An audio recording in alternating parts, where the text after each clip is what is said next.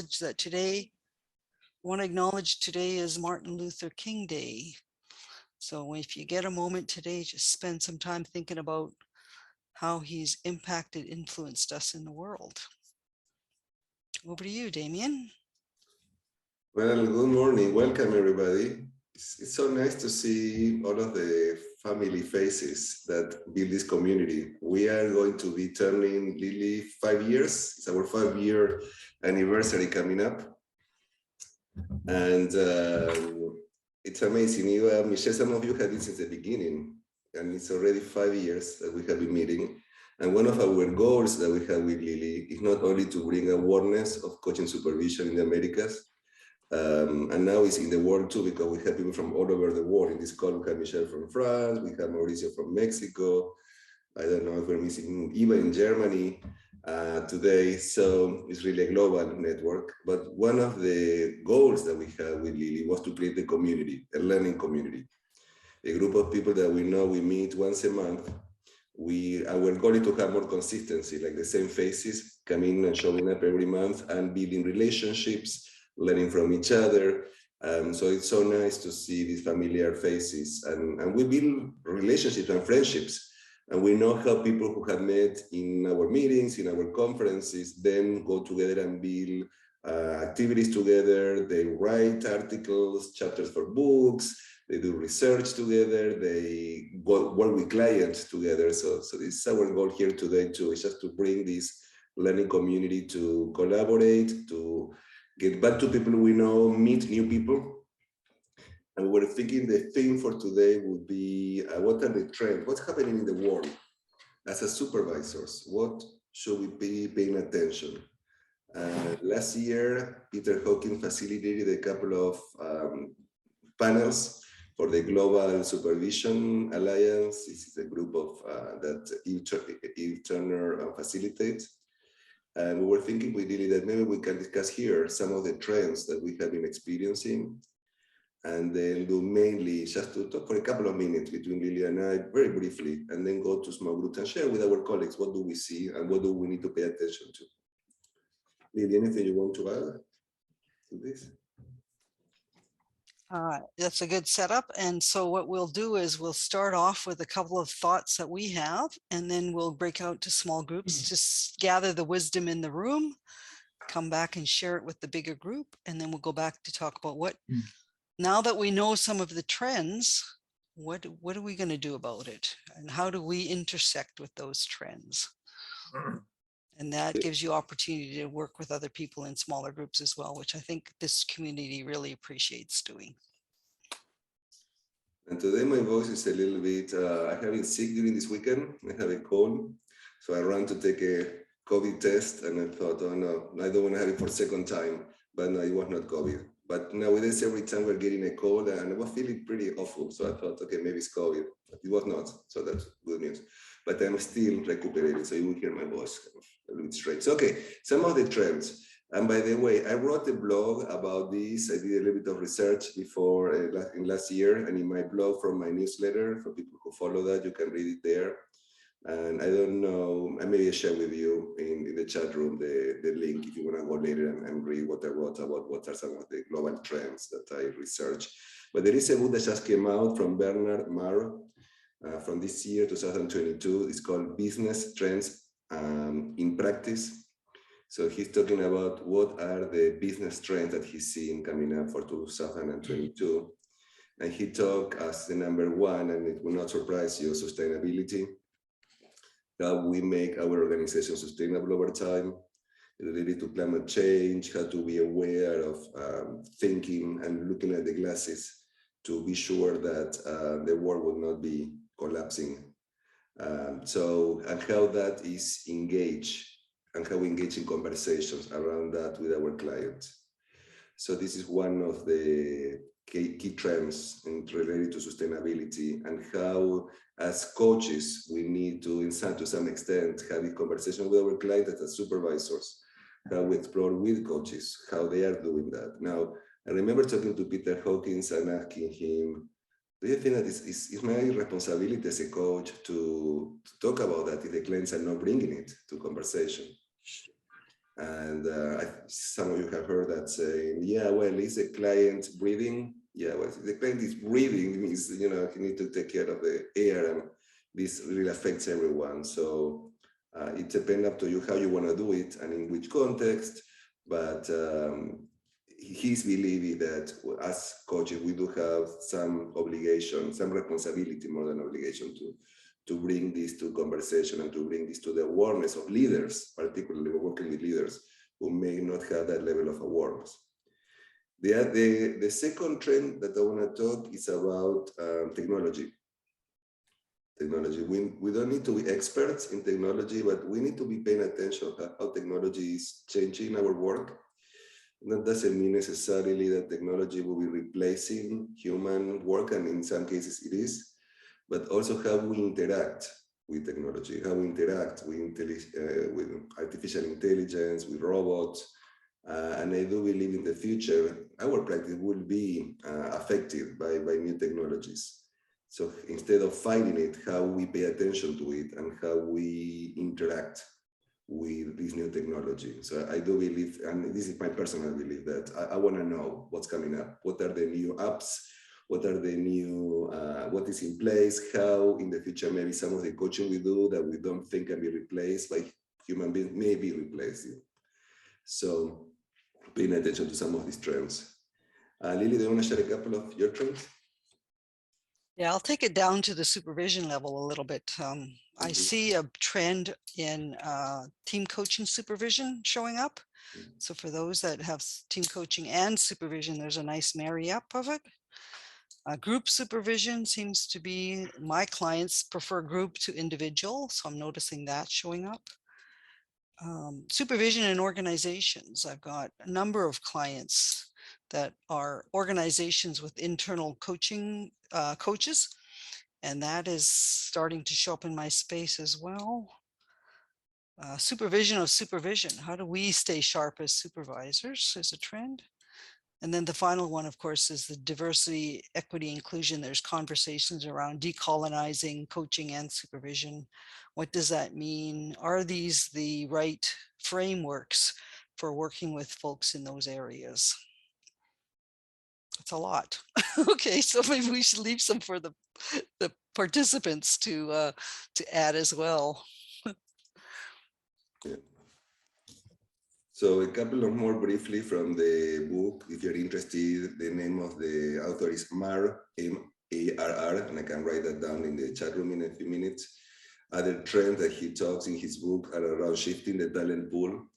People are not working full-time jobs it seems any longer, that in the future they're going to be less and less people working full-time jobs. You're going to be more freelance, different, you're going to be like a different structure, flatter and more agile organizations, less hierarchy in organizations, how this look like in people collaborating and working with each other.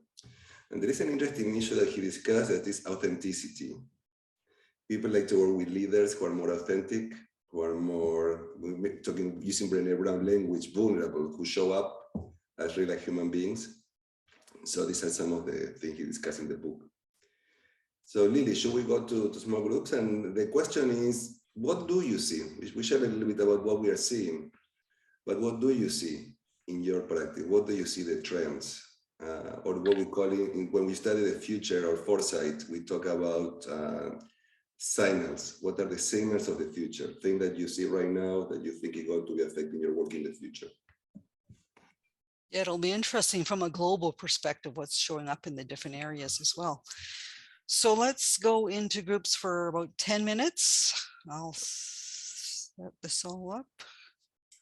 Have you set it up? No. So let's do 4 groups and see what shows up. So 10 minutes, and we'll come back and we'll share, see if there's any additional insights, and then we'll talk about strategies and how we need to stay fit for purpose. All right, enjoy your conversations. 10, 8. You want to start the recording, or do you want to record one of the sessions? Conversations. So let's maybe not repeat what we've heard, but add to it or enhance it. How about that? So which group would like to start? What's trending in your world?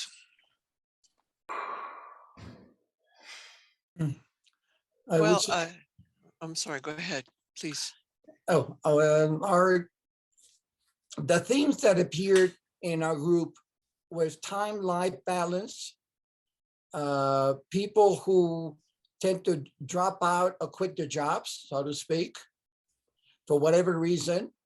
The burnout syndrome that we know it as psychologists, but obviously in the front, all those things kind of cut together. Also, the last thing that we had was the fact that it was getting into ICF in terms of the cost. They mentioned that the fact that the price per coaching was dropping dramatically versus going up. So those were the themes that permeated through the four members. So that's basically what permeated there. Thank you. Oh, great, thank you for those. Is that true? Do people find that coaching fees are dropping generally, Yes. maybe in some areas? Okay, good to know. Thank you. All No, right, dropping, I wouldn't say dropping, but fading, yeah. fading. All right. And what's the I have difference? exactly experience about that because we discussed the advantages of a short work for some people who can still afford bills, but they have one day off. But I actually experience disadvantage of the short work. I work a lot with automotive industry as well, and most of automotive organizations, they had to impose short work, and they said, okay, we make 70% of what we usually make. So Inga, you have to reduce your fees now, because we cannot afford such an expensive coaching right now. So I actually had this argument, yeah, their short work impacted my fees somehow. Ah, interesting. Thank you for that. Yes, interesting. Actually, one of the trends that came up in our group is sort of related to that. And that is the increase of these coaching companies where coaches are basically available on call. And so have a half-hour session with a client they've never met and are possibly not going to meet again. A, they don't pay very well. And B, what I'm finding is there's a high stress factor among those coaches because they don't have the groundwork for coaching. And then related to that and to the internal coaches trend is really the fact that many internal coaches and even coaches in consulting companies are not credentialed. And how do we, and so they're not conforming to our understanding of what coaching is, what the norms are, what the standards are, what the ethical issues are. And so it presents a challenge both for the coaches and for the supervisors to be working with coaches who are sort of coaching in a parallel universe of coaching. That's a good point. Thank you for that. Yes. I think Well, I have thank two the group. organizations where they're not credentialed purposefully. What does that mean? Great. Thank you, group. All right. What else? Lily, I just have a question. When you say they're not credentialed, do you mean that they have not been formally trained as a coach? They've been formally trained, but they don't have ICF credentials or EMCC or AC. ACC. Yeah, I've got Okay. two the organizations training, like that. Yeah. And the training varies widely and is often as much an internal coach training program as it is provided by credentialed coaches or coach educators. I see. Okay. Thank you. Also, Cynthia, specifically, I was in Francine's group, and I work with another organization of communication coaches. And so their background is totally other, but what'll happen is they'll do a program, and then in follow-up, someone will say, I'd love for you to work with my direct, I'd love for you to go talk to my supervisor. And then the scope broadens. So instead of it just being about giving a keynote, inevitably there's like something that's, you know, something else going on in there. So it turns into a different kind of coaching that we would recognize as something other than communication coaching, but there isn't necessarily, yeah. Well, that's a great notice in terms of the frameworks that we use for coaching, and are they the right ones, especially as we broaden ourselves in the bigger, diverse, inclusive world, because these are mostly Western frameworks. And I was having this conversation with my supervisor this morning around how I was showing up with these biases on how to coach someone in a context that may not be the right model. So that's the decolonizing of the coaching conversation. I think that's starting to happen in the world. Who else wants to add to Well, this conversation? I think we'll follow. We were with Sunny and Cynthia, and I was the one asking about what is decolonization. And some of us, Marcela and Damian, probably remember that when ICF began in Latin America, that is not us. That is something different. That is imposed on us. And there was that kind of resistance. The same resistance that we find in coaches towards supervision through lack of understanding of what that means. So we find it a challenge to help people understand the importance of watching ourselves as we watch our world. Then the idea of social justice and what you said, Damian, before of, okay, if you breathe, you should be aware of things that happen around you. And probably the Coaching Alliance is one example of how much do we get involved in what happens, or how much do we turn a blind eye and say, okay, if we are in oil industry, we need to work on oil industry.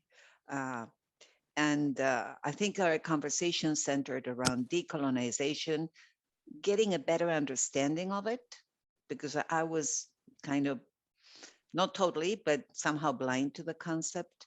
And I listened to Fees, I would say the same. And there was something else we mentioned, that group supervision is something that probably people are more likely to engage in, because the feeling is that there is less bias. I mean, as there are more people, it's not you telling me what I'm doing wrong, but we are sharing in the experience, and that allows for people to show up as more vulnerable. That's mostly. Sunny or Cynthia, is there anything you would like to add?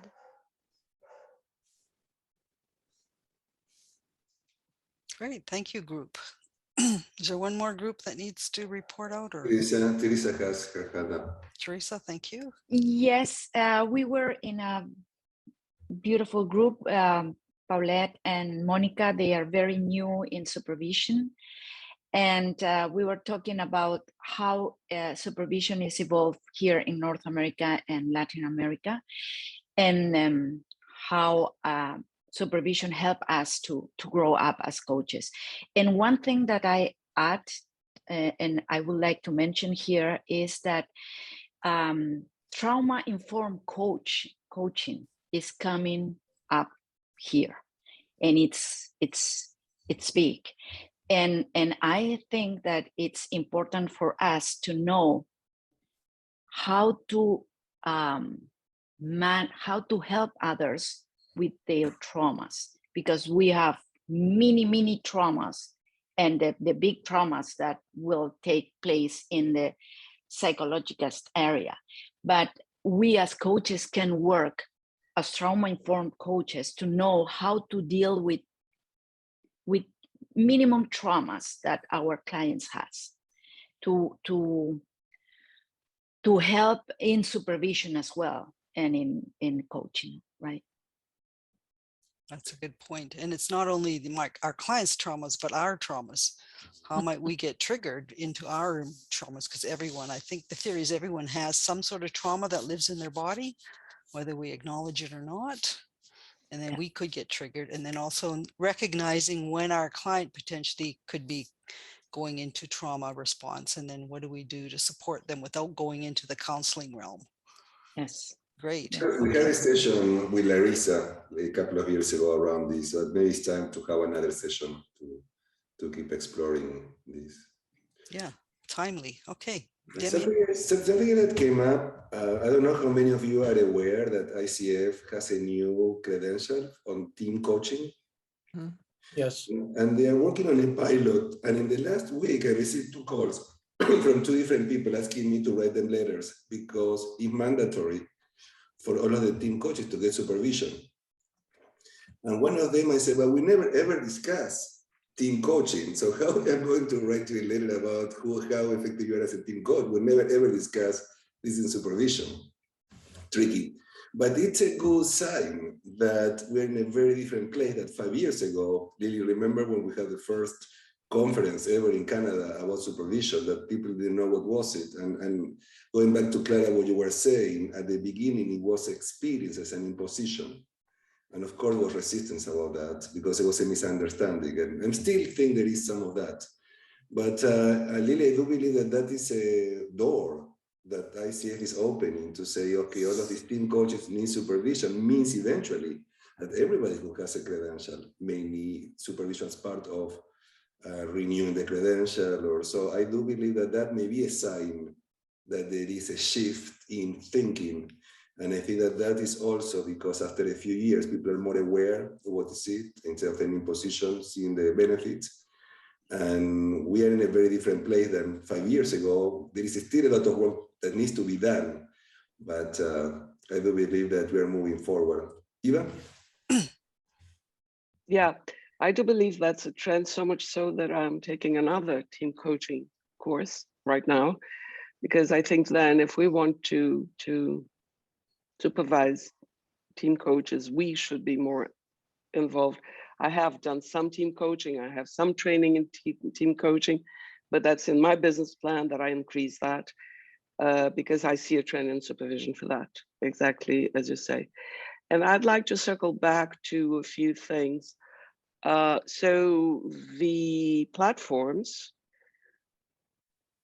in Brazil, Lee Hatch Harrison is offering now a new product. I forgot what the name is. So they have their normal coaches and they've created the platform. And I have a friend who is a coach and who is currently HR director in a government bank. And she hired this platform and she says, it's amazing. And she made it a point, because she's a coach, she made it a point of getting to know who all the coaches were, and they are all credentialed. And they're all well experienced. Now, this is a platform that will pay $60 an hour to a coach, and it's offered as a subscription. So that's a trend that really worries me. So we're talking of credentialed coaches, good coaches, experienced coaches. Otherwise, she wouldn't have hired the platform. And it's in place as of January, and in March or April, I'll hear about how it's going. The only thing that was not in the platform and that she introduced, talking to VH, was I want the objectives to be aligned with the organizational objectives, and they agreed to it. So that's not in the platform. So I'd like to bring that in. And the other thing about decolonization, I've been in these discussions with Peter, with David, and I have a different stance. And my stance is in countries, at least like Brazil, where we still need to educate the market, we still need to be colonized. So I think we cannot talk decolonization without also including the concept of ethical maturity. So the same model of Carol for ethical maturity for people, we could expand systemically to look at a region, for instance. And yeah, so that's the way I look at it. And in Brazil, at least in Brazil, we still have a lot of work to do to educate HRs, the people, the buyers in general of coaching. So some kind of basic principle competencies and format are, for me at least, still welcome. So different point of view. Great, good points of view, thank you. There's a question about an example of decolonizing. Well, I can offer one. I do quite a bit, number of my clients right now are from the Indigenous communities here in Canada. And the way I would work as an ICF coach doesn't quite translate into the Indigenous world. For example, storytelling is a big part of the Indigenous culture. Trauma-informed practice is a big part of because of our history here with residential schools. Holding the space in a way that we don't, some models say bottom line it, interrupt. I would never interrupt an Indigenous elder because that would be against the cultural norms of that society. Time is looks at it a little different in terms of, I may not want to be as rigid with, you have 45 minutes with me or 1 hour with me, and then you get cut off. That I would find would be counterintuitive in that world. Yeah, so But those would be does some that, really fast examples. but these are, if you really study ICF all your life and go deeper and deeper and deeper, as many of us have here, you don't interrupt clients, and you need to adapt your style to whoever is in front of you, always, always. And you have to understand their context and their religious background, their cultural background, etc., especially now with the new code of ethics. So I think Paul Lawrence has just recently written a white paper this year about credentials are really not a form of proving competency, with which I agree. But I think this is a very binary discussion, that it's either this and that, and I don't think it's that. I don't see the competencies in such you should do this or not that. Anyway. Well, I love the new core competencies because it does allow for all of this. Exactly. But I think it's the way we're teaching it in our school, yeah, how we're applying them. Yeah. So perhaps there we have an opportunity to widen this discussion. It's not about the competencies, it's how they're being taught as a checklist. Almost. I think that is the problem. Part of it, for sure. Okay, let's part of it. Let's come back to the larger conversation. Thank you. That is useful to have that conversation. Any other trends that anyone wants to add to this conversation?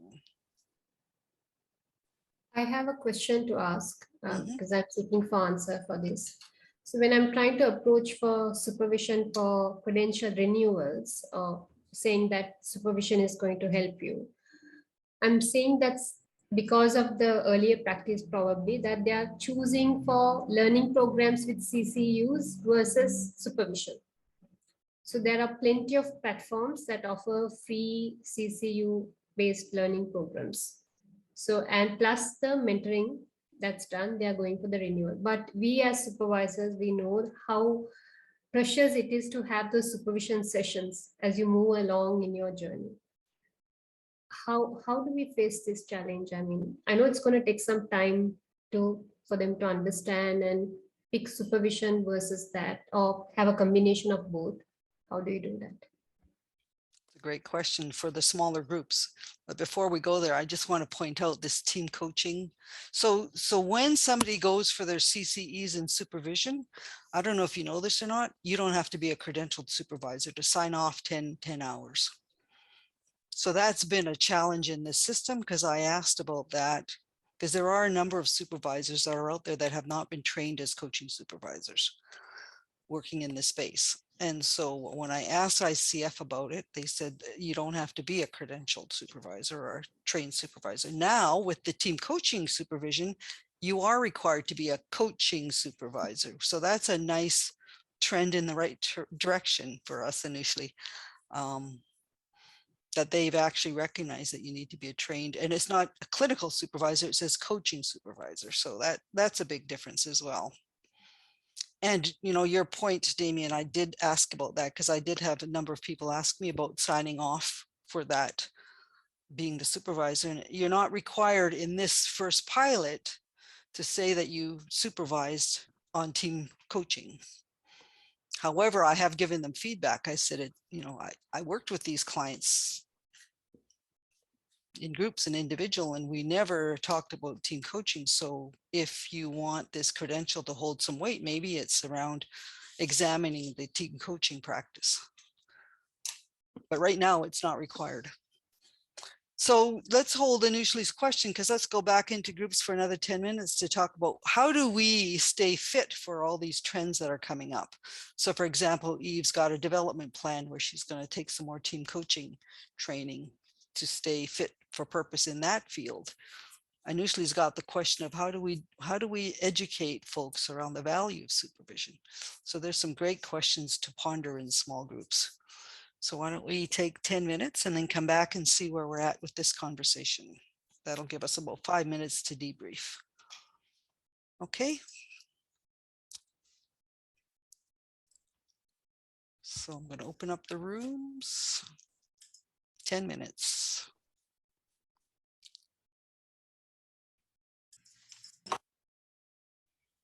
Welcome back.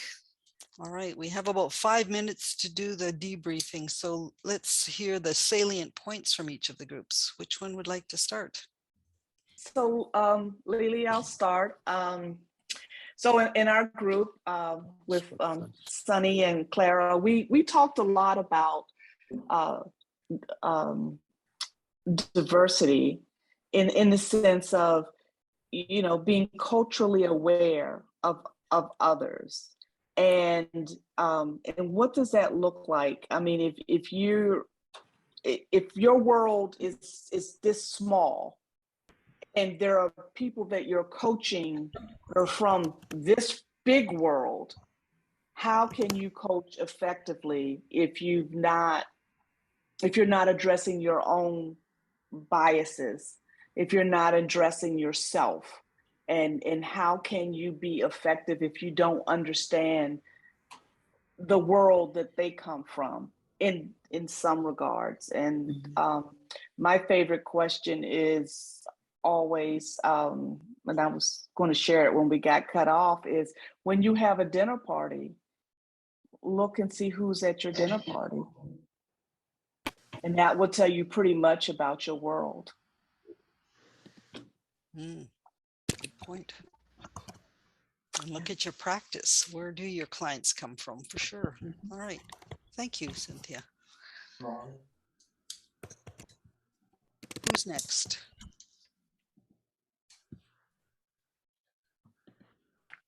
Anybody for other groups?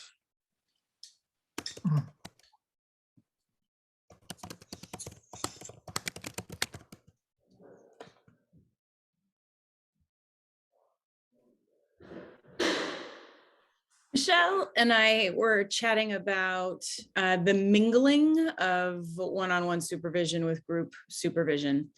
So I'm looking at structuring group supervision for coaches.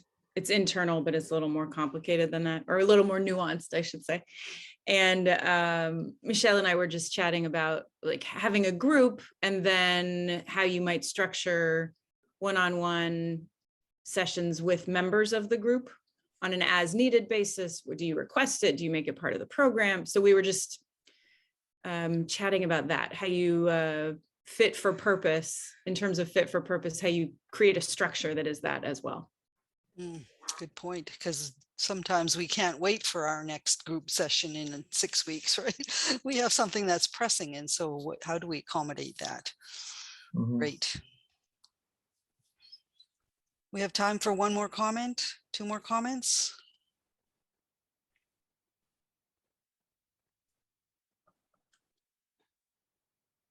Nothing to add? Okay, so our work, I think, as supervisors is how do we stay fit for purpose given these trends that are happening in the world? Work hard. Work hard, be hard. Work hard, be soft, maybe. Okay, so thank you, Michelle. Damian, do you have anything to add before we go into our announcements? No, we need to make our announcements. I think that a couple of things are coming up, really exciting. Okay. Do you want me to do, you do want me to do it? Yes, okay. All right. So February 21st, Dr. Okukan Udo will be here talking about our big topic about diversity.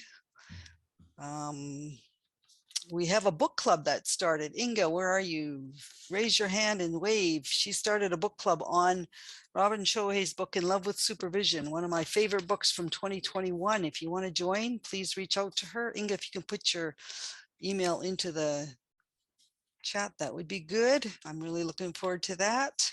And then we have our conference early bird up and running on our site. So if you're thinking about coming to the conference, it's an amazing lineup of speakers. Some of you are here, so have a look and see if that's something of interest to you, and get in on the early bird cost. Thank you. Yeah, Yes, 5 years, crazy. Yes, go ahead. No, what I want to say about the conference is that people maybe are waiting till the last minute to sign in, and don't forget that the early bird is finishing soon, so just sign up for the conference. The next session is the 21st. I was checking, it's February 21st. Yep. 21st. And we have, do you want to talk about him? He's one of our keynote speakers. Yeah, he's also going to be a keynote speaker in our conference. He was born and raised in Nigeria, and he did his coach supervision training at a pastoral supervision group in the UK. So interesting perspective. He's also a faculty member at Fielding University, and that's where I met him. We were on a panel together, and we kind of looked at each other and went, "Huh, interesting, let's talk." So I'm really excited to be bringing him into our community. So hopefully we'll see you then. Have to go. Thanks, everyone. Have a great day, evening, wherever you are in the world. Nice to see everyone. Happy New Year. I am going to Happy New Year, in everybody. the chat room. I am going to write.